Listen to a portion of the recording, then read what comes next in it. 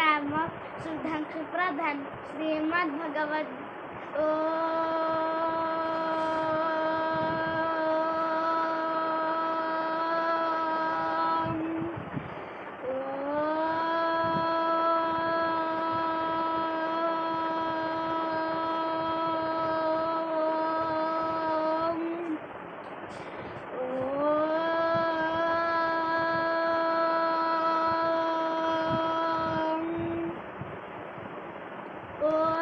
नमो भगवते वासुदेवाय।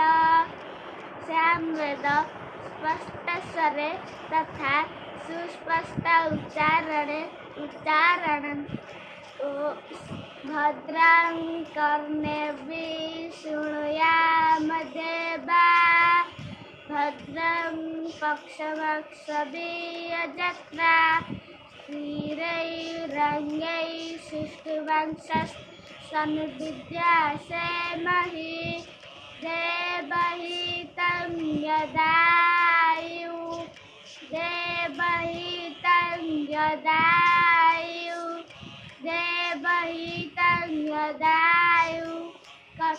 कठोपनिषद स्पष्ट स्वरे तथा सुस्पष्ट उच्चारण उत्तिष्ठत जाग्रत उत्तिष्ठत जाग्रत। प्राप्य वरनिबोधत प्राप्य वरनिबोधत। स्थूलस्य धारा निशीता स्थूलस्य धारा निशीता। दूरतया दुर्गम दूरतया दुर्गम। पथस्थात् कवयो वदन्ति पथस्थात् कवयो वदन्ति। जगद्गुरु आदि शंकराचार्य एक मनवद्ये जनानां शर्यतंत्री उद्वेलित गायनम। जब आदि गुरु शंकराचार्य उनके पहले गुरु बाल शंकर के पास शिक्षा ग्रहण के लिए गुरुकुल में पधारे, तब बाल शंकर ने उन्हें पूछा, हे बालक तुम हो कौन? तभी उन्होंने निर्वाण शतकम गाकर उनका परिचय दिया। तो चलिए गाते हैं निर्वाण शतकम। मनोबुद्ध्यहंकार चित्त निनाहं न च श्रोत्र जिह्वे न च घ्राण नेत्र न च व्योम भूमि न तेजो न वायु न च व्योम भूमि न तेजो न वायु।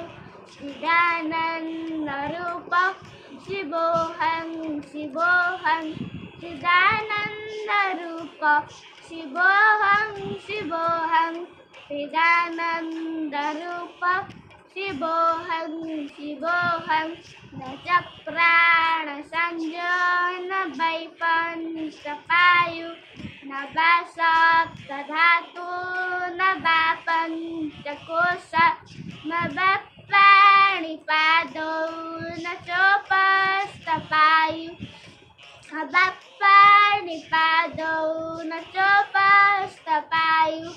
चिदानंद रूप शिवोहं शिवोहं चिदानंद रूप शिवोहं शिवोहं चिदानंद रूप शिवोहं शिवोहं। न मे द्वेष रागौ न मे लोभमोहो मदन्ये बमेने ममाक्षाय भाव। न धर्मो न चार्यो न कामो न मोक्षो न धर्मो न चार्यो न कामो न मोक्षो। चिदानंद रूप शिवोहं शिवोहं चिदानंद रूप शिवोहं शिवोहं चिदानंद रूप शिवोहं शिवोहं। न पुण्यं न पापं न सौख्यं न दुःखं न मन्त्रं न तीर्थं न मेदा न यज्ञ अहं भोजनन्यै भोज्यं न भोक्ता अहं भोजनन्यै भोज्यं न भोक्ता चिदानन्दरूप शिवोऽहं शिवोऽहं चिदानन्दरूप शिवोऽहं शिवोऽहं चिदानन्दरूप शिवोऽहं शिवोऽहं न मे मृत्यु संकारमेधातिभेदा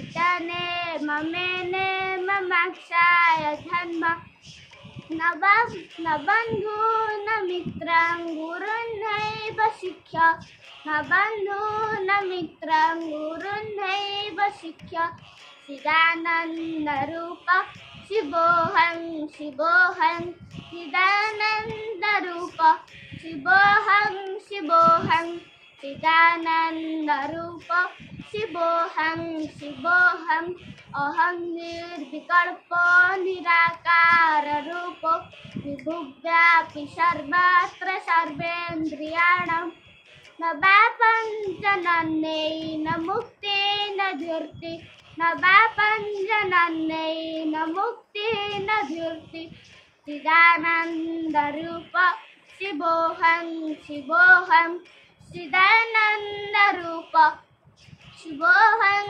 शिवोऽहं चिदानन्दरूप शिवोऽहं शिवोऽहं चिदानन्दरूप शिवोऽहं शिवोऽहं चिदानन्दरूप शिवोऽहं शिवोऽहम् इति श्रीमदादि शङ्कराचार्यकृत निर्वाणषट्कं स्तोत्रं सम्पूर्णम्।